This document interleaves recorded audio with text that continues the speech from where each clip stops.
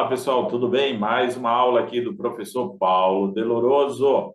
Vou soltar aqui para vocês Mantuan, especialista em inclusão, uma pessoa extremamente maravilhosa que faz a diferença nesse momento tão complexo aí para a humanidade, para pessoas com deficiência.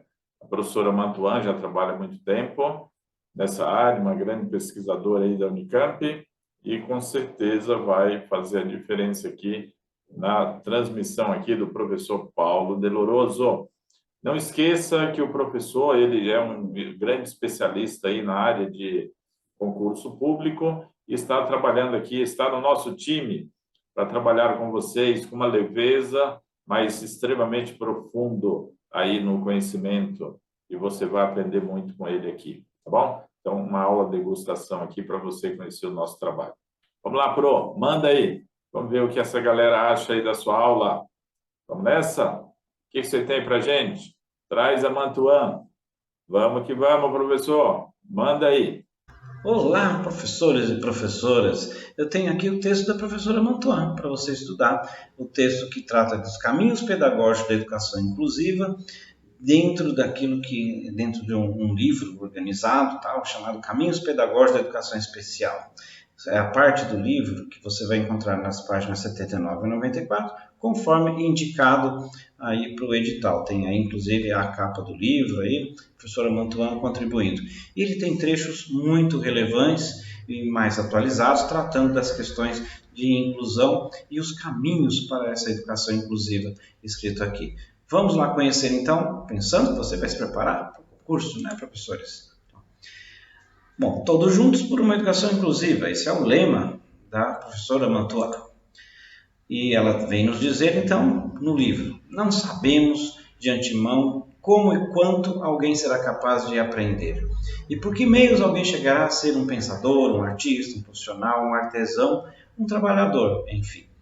Nem a partir de que encontros com o outro e com a vida, com os fatos, alguém se pôs a pensar, a distinguir, a definir um caminho para a sua existência. Poético, né? A tese central da professora nesse trecho da obra, que a inclusão é uma inovação. E ela vai nos dizer: em sentidos distorcidos e polemizados nos diferentes segmentos sociais e educacionais, tratam desse tema. Trata-se, sim, de inserir alunos com déficits de toda ordem, né? Aliás, o que é distorcido, né? Colocar alunos com déficits de toda ordem, permanentes ou temporários, mais graves ou menos severos no ensino regular. É mais que isso, é garantir o direito de todos à educação e que precisa ser respeitado. Inovação não é o inusitado. Pode ser a concretização do óbvio, porém precisa ser desvelado e compreendido e aceito. Inclusão é viável e exige transformação geral das escolas. É um novo paradigma. Ele significa modernização das escolas, ou seja, um esforço de atualização e reestruturação das condições. É um aperfeiçoamento das práticas dos professores. Olha só, é preciso entender o que é inclusão, diante, claro, da sua referência maior, que é a exclusão pelas figuras que você pode ver aí. Olha só, nas figuras, ó. A exclusão significa os estudantes fora da escola. Nós estamos falando de escola, né? Temos a segregação, que é atendimento, só que segregado, afastado dos demais. Integração é colocar com os demais, mas fazer um atendimento ainda assim separado. E a inclusão é estar com todos, fazendo parte de toda a oferta de educação e sendo reconhecido como singular, um atendimento para todos. A figurinha ilustra bem, né? Também, ó, há que se perceber a diferença entre integração e inclusão que a autora faz. Você já viu ela falando sobre isso, né? A integração leva crianças com deficiência para o espaço escolar, mas em espaço específico, uma classe especial. Já a inclusão, todas as crianças têm direito à escola de sua comunidade, todas as crianças juntas, sem a ideia específica de classe especial.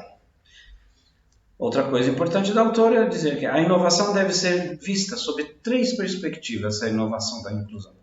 Como desafios provocados, como ações no sentido de efetivá-la nas turmas escolares, incluindo o trabalho de formação dos professores, e também como perspectivas que se abrem à educação escolar a partir de sua implementação. Então, isso é importante para você que está estudando para a prova. Marque esse slide, põe no seu mapa mental, que vai ser super importante. Como são esses caminhos, já que é exatamente esse o tema do trecho escrito no livro? Uma educação de boa qualidade para todos, que implica em, e aqui essa resposta é fundamental, professor, marque esse slide, que isso pode ser explorado em prova. Mudanças na gestão escolar, para ser democrática e inclusiva. Mudanças nos papéis ocupados pelos integrantes da comunidade escolar, que interagem com o cotidiano da escola e das salas de aula. Percebem os alunos como sujeitos de direitos.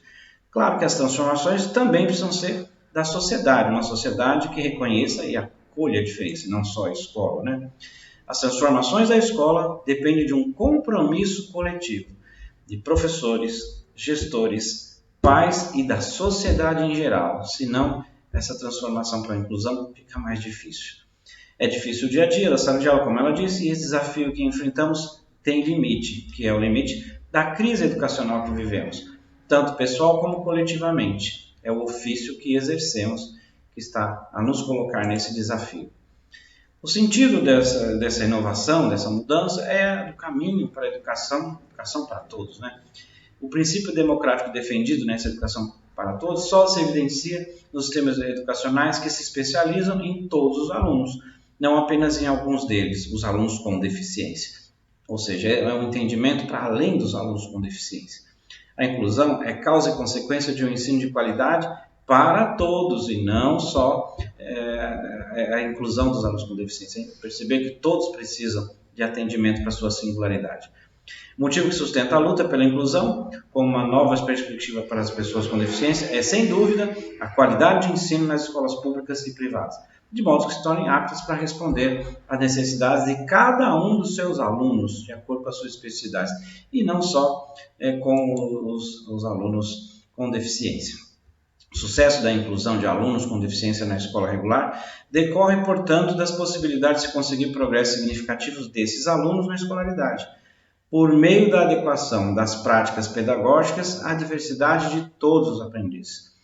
E só se consegue atingir esse sucesso quando a escola regular assume que as dificuldades de alguns alunos não são apenas deles, mas resultam em grande parte do modo como o ensino é ministrado, a aprendizagem é concebida e avaliada. Pois não apenas os deficientes são excluídos, as crianças deficientes são excluídas. Todas as crianças que são pobres, as que não vão às aulas porque trabalham, as que pertencem a grupos discriminados e as que de tanto repetir desistem da escola. É preciso levar em conta esta questão.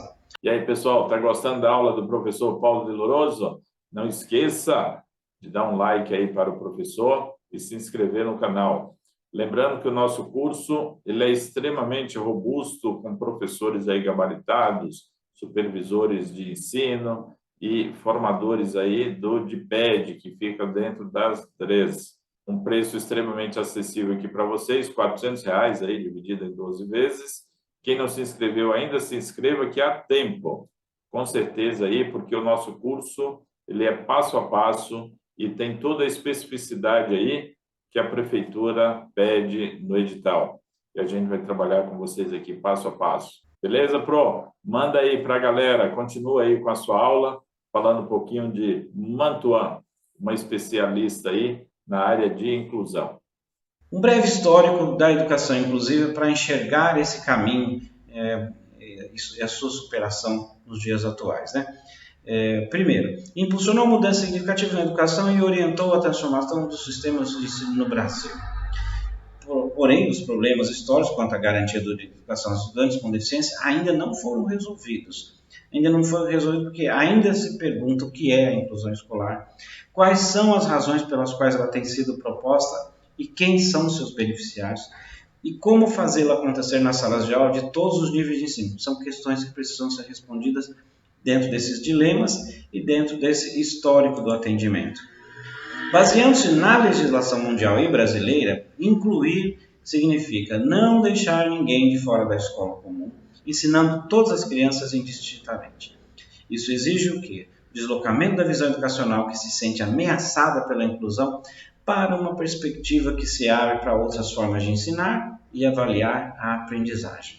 É preciso conhecer o potencial teórico da educação inclusiva e sua implicação no campo da mobilização social, mostrada a importância da análise do contexto escolar para entender as dificuldades e atender os estudantes com deficiência e os outros, e apontar o propósito da inclusão como objetivo primordial do sistema de ensino para todos, pessoal. A inclusão não prevê a utilização de práticas de ensino escolar específicas para esta ou aquela deficiência e ou dificuldade de aprender. Os alunos aprendem nos seus limites, e se o ensino for de fato de boa qualidade, o professor levará em conta esses limites e explorará convenientemente as possibilidades de cada um. Esse é um grande princípio do trabalho com a inclusão. A escola inclusiva brasileira tem sólidas fundações na lei, no vanguardismo do que se dispuser a expandi-la, verdadeiramente imbuídos do compromisso de transformá-la para se adequar ao nosso tempo. Eles estão se multiplicando e surpreendendo, demonstrando a força dessa ideia poderosa. Depende de uma expansão rápida dos projetos verdadeiramente imbuídos do compromisso de transformar a escola comum para se adequar aos novos tempos. É preciso ressignificar o papel da escola e instalar no seu cotidiano formas mais solidárias e plurais de convivência. Bacana isso, né? A professora vai finalizando o seu texto dizendo, olha, são as escolas que têm de mudar e não os alunos, para que esses tenham assegurado o direito de aprender, de estudar nelas. O direito à educação é indisponível e natural, não admitindo barganhas. E, finalmente, a autora vem nos dizer, a inclusão é uma denúncia sobre a homogeneização estabelecida pelo sistema escolar, sem levar em conta as diferenças peculiares de cada um, aumentando a desigualdade social em favor da exclusão. O que estamos combatendo é a exclusão de um modo geral, porque a escola, quando trabalha na inclusão, tem a inclusão de todos. E é esse o raciocínio que a professora quer chegar nesses seus caminhos pedagógicos da educação inclusiva.